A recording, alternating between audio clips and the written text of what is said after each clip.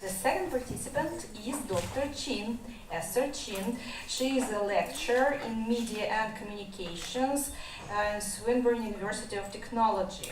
She has published her book Migration, Media and Global Local Spaces this year, and she is going to perform from Australia. Hello, Dr. Чин, we can see you very well, and hopefully we can hear you. It's so nice because we didn't have an opportunity to chat.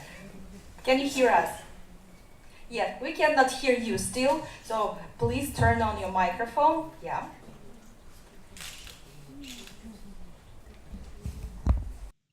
Can you hear me now? Yes, we can hear you and very well. So you're now in Australia. How's the weather? Very cold. How's the weather in Russia? Very hot, because we have summer here in Siberia and you have winter in Australia. That sounds interesting, really. So, the topic of your report, I have already presented you, and the topic of your report is Global Cosmopolitanism, how to analyze globalized experiences of media and migration, right? Yes, exactly. Thank you. So let's proceed. You have 15 minutes and then we will have questions, and after you perform online, we will post your report on the website of the conference, and we will appreciate if you answer the questions that might appear from the visitors of our website. So, Dr. Чин, please start. Great. First of all, I would like to thank you for organizing this really excellent conference and for your professionalism in organizing all of the presenters across time zones. I've been really impressed, and I've been telling my colleagues that I'm so impressed by your work. So thank you for having me, for the opportunity to speak. So my presentation is about a new method for understanding migration and media from a global perspective. So often we understand migration and media from the perspective of countries of origin and countries of destination. But I would like to take a broader approach and look at the phenomenon of migration and how we might study this phenomenon as researchers. So first of all, we need to be aware that we have different maps of the world depending on where we are located. For example, being physically located in Russia or in Australia, as I am in. Also, our maps are determined by the places we value, so the places of our citizenship or non-citizenship, perhaps. And well, in my case, it's Singapore, where I interviewed participants. This was the country that they were from, so it held a significance for them. And also, our maps are shaped by the way people associate places between, say, places of professional networking. Like, for example, our map right now is Tomsk, Melbourne, and the various places where conference participants are located. So that's one example of a map that we might, draw out as a map that someone might have. In addition to all these maps, we also see places through media. So, for example, again, Tomsk, I can see where you are all located. The places where conference participants are based, places where we experience migration of ourselves and others. So the places that we have physically migrated to and from, as well as the places that we see in the media, where we consider as significant places where migration shapes the way we live. So refugees, for example. And in Australia, for example, it's a major destination for Singaporeans, where Singaporeans come to Australia and set up communities there, but also it's a place where the locals feel that migration of asylum seekers is affecting their way of life. And so the maps being drawn in these cases. I have done research into the literature on migration and media, the way in which both phenomena intertwine and the way people experience their relationships. And what I've identified is that there are three ways of thinking about migration and media: the minority paradigm, the transnational paradigm, and the diaspora paradigm. The minority paradigm looks at minority communities within a national context of inequality. So minority is not just in terms of numbers, the numbers of people who form that minority community, but it's more importantly involving a position of inequality. So these are people who, because they have no critical mass, it's very hard for media to cater to them. They don't form a significant enough market for media to be created for them. It's hard for them to be represented in the media, and it's hard for them also to have an accurate exchange of perspectives with mainstream actors. So a lot of the research around minority media focuses on the challenges of integration, as well as on challenges for representation and accurate, non-stereotypical representation. So that's the first paradigm, the minority paradigm, which looks at a national context of inequality and the way in which migrants are positioned within that context. The second context is, or the second paradigm is the transnational paradigm.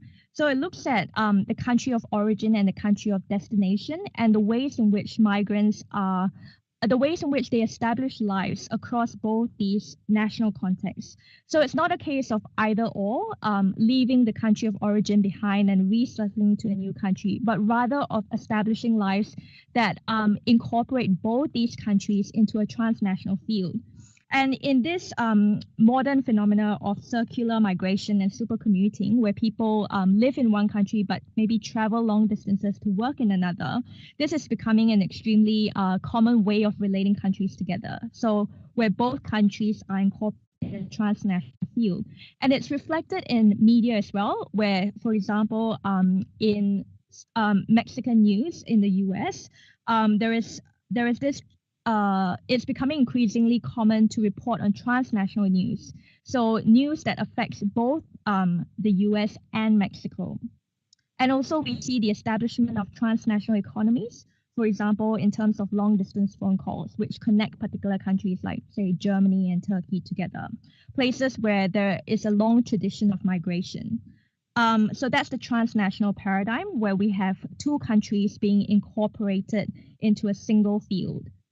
Then we have the third paradigm, which is the diaspora paradigm, which is where people move from a single country of origin to be distributed worldwide in multiple countries of settlement. And this results in a map where it's really about the connectivity between migrants, and the country of origin may or may not be a central part of this map. And in the case of Singaporeans, what the government has done is establish an overseas Singaporean portal where Singaporeans who have gone overseas continue to maintain connections with one another through the website and through news that's being reported from the communities, as well as directories of services located in these different countries of destination. So these are three paradigms in which researchers have traditionally thought about migration and media and continue to do so today. The minority paradigm, the transnational paradigm, and the diaspora paradigm. And these paradigms continue to be relevant and very helpful for the way we think about, say, inequality or co-development, or even connections with home, countries of origin, and citizenship, places of citizenship. But they are characterized by what researchers have critiqued as methodological nationalism, which is the assumption that social relations are coordinated around the nation state. But the nation state is not, I guess, the only or even the most important, center around which social relations are coordinated around. And I think the problem with research that is informed by a paradigm of methodological nationalism is that it doesn't take into account other spaces, especially other spaces that may emerge from the data. So instead of imposing these categories by say, having research questions that look at how people connect to countries of origin and destination, it might be better to just ask them questions about how they experience migration in general, and then from the data to then analyze how they construct spaces. So that is the way that I've approached my research, and I've come up with a new method for studying migration and media, which is what I call glocalism. And this concept is informed by Ulrich Beck's methodological cosmopolitanism, which directly challenges methodological nationalism, as well as Roland Robertson's concept of globalization, as well as the universalism-particularism nexus. So I know these are very technical terms. Basically, what they suggest is that in the case of Roland Robertson, he says that particular values and particular lifestyles are given universal awareness or resonance. So, for example, the way people live their lives, the things that they value, we become aware of them through the media, through our encounters with migrants, for example. And also universal phenomena such as migration or universal structures like global digital networks, like the internet, for example, become particularized. So they are rooted in local environments, in particular cultures of using the internet, for example, or particular institutions of regulation or economies. So there is this dialectic between universalism and particularism. And one of the ways in which this is evident in my data, I found, is the dialectic between convergence and which I call relational configurations of communication spatialities, networks, and modes, which I'll go into later. But basically, it's saying that on the one hand, we see a universal experience resulting from convergence, so where content is created and experienced across platforms. But then at the same time, we see that localization or particularism, where different platforms and modes of communication have different meanings and are associated with different sets of users as well. So that's one example of universalism and particularism as experienced by my interview participants who are Singaporeans in Melbourne. I also have this concept called relational localities, which is the word relational comes from the idea that places are related to one another. They are somehow associated with one another. And also the idea of localities is the idea that places are locally distinct, but they are viewed in a global perspective. That's why it's called localities. And they are differentiated in terms of their prominence for participants and value for the person who is being interviewed in that case. So what I've done in order to expand our view of the kind of localities that people construct in their maps of the world is identify considerations that we can ask ourselves and ask our participants as well in terms of figuring out which places are relevant for them. So first of all, I have this concept called geographies, which are literal places. So places that we can see on an actual map, objective places. And what I found with my participants is that it's not just about one country of origin or about one country of settlement. Because if we consider that migration is not just a first-hand experience, but also a second-hand experience in a case where the people we know have migrated. So it's not just we who have migrated, but other people whom we know have migrated as well. And we use media to connect to them. What we see is that it's a much broader variety of places and multiplicity of places that are relevant in our maps. And for example, for my participants, they have had friends who have migrated, siblings who have migrated, and use the mobile phone, text, email, blogs to keep in touch with them. Also, besides looking at first and second-hand migration, we look at different types of migration. So there is independent migration, but there is also family and chain migration, in which case we see that siblings have migrated, say, to Australia, and these participants have followed them to migrate to the same place or to a nearby city in order to be closer to their loved ones. In one of the cases of my participants, this person actually spends half of the year going to UK to visit her sister. So she travels to Singapore to the UK, and spends 5 months in the UK just to visit her sister. So this is the case where family migration has made has played a significant role in the UK being one of the important places on her map.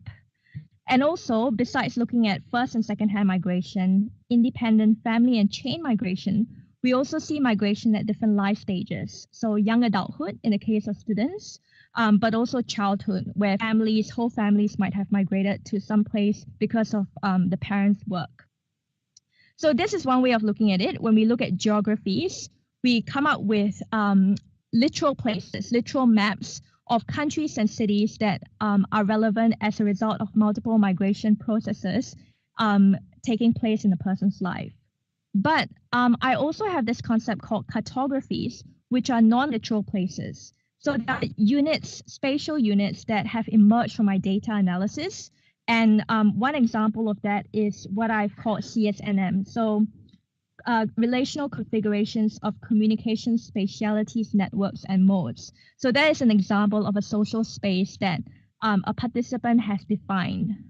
And I'd like to read a quote, which will be in my report. It says, it's from a participant named Zach, who is male. And he says, mobile phone is for people here in Melbourne. MSN is usually for friends who are around the world, because some of my classmates have been studying in US, UK. I do parents back home in Singapore by mobile, but it's quite costly, so I try to do it over the internet by Skype. So in this case, what we've seen is, first of all, he's identified different technologies or modes of communication. He's identified the mobile phone, MSN, internet, and Skype. He's also identified different modes of communication. There is IM, instant messaging through MSN, and there is also VoIP using Skype. So the internet is not a homogeneous entity, but differentiated into multiple modes of communication. And then he also emphasizes different types of social relations. So he talks about people, friends, classmates, parents. And these are not only different types of social relations, but they are also associated with different locations: Melbourne, around the world, US, UK, Singapore. So in this way, this is an example of a relational configuration of communication spatialities, networks, and modes. A bit long, but it's basically saying that it's a social space which has resulted from people associating particular social relations, technologies, and modes of communication together. So, yep, that's it. I hope that this gives an idea of some of the concepts and data that have been discussed in my book. And I look forward to engaging in the discussion. Thank you. Thank you very much. The connection was perfect. So we are very glad. And we could hear you and see you so well. Do we have any questions to Dr. Чин? Dr. Чин, as I said before, yes, please. All right, hello. Can you hear me? Yep. My name is Ekaterina. Hi. Yes. Hi. Yeah, hi. Well, I'm an English teacher at Tom State University, and I wanted just to ask you to make some comments about the term global cosmopolitanism. So this term is rather new, right? Is it a term of your own, presented at your book? Yes, you're right. Talk more about that. Could you please tell us more about that? Okay, sure. Yeah, so it's a term that I've created, but it's based on Ulrich Beck's concept of methodological cosmopolitanism. That's where the cosmopolitanism part comes in. And Roland Robertson's concept of locality and globalization. So basically, Ulrich Beck suggests that we need to expand our ways of thinking about the way society is, the units of society. So traditionally, we have looked at society in terms of national lenses. So, for example, seeing people in terms of which country they are from and which country they live in, which country is their citizenship from. But that is not the only way in which people think social space. So what Ulrich Beck is saying with his concept of methodological nationalism is that we need to expand the way we think of space and society, and think also about spaces as overlapping. So you can be both, say, in a country of origin and a country of destination. You can have citizenships in multiple countries. So that's the starting point that I'm working with in terms of cosmopolitanism. And then the idea of locality is the idea that the global and the local are intertwined. So we think of localities, local places within a global field. So we don't think of the local as being, how do I say, isolated, a country just by itself. But we think of it as in terms of connections with other countries in the world. and we think of it as position in relation to different countries. So for example, the way I would look at, say, Australia, it's how is it connected to the world? How is it connected in terms of media networks? How is it reported in the media, for example? What are the kind of relationships that it has with other countries? And yeah, so what is it about it that is global, and what is it about it that is local? What are the values that define Australian culture, maybe, that are specifically local, and what are the result of interaction across local? All right. Thank you. It was a really interesting report. Thank you. Thank you very much. Dear Dr. Чин, it was so nice to see you online, and we remind you that we are looking forward to receiving the full text of your report to post online and to continue the discussion on the website of our conference. We found Dr. Чин, and now I'm talking to everybody, we found Dr. Чин thanks to her book she has published this year, because our department, of course, is looking constantly for some new resources on media, on communication, so we will send you our feedback on that, and probably in the future we will be also able to collaborate in some projects on migrants, because that's what we do. This is a part of our research too. Again, thank you very much. Please follow your personal page online, and so that you are pleasantly surprised to see the audience here. We have many people here in the room, and we have, of course, yes, the users online. Thank you. Great, thank you very much.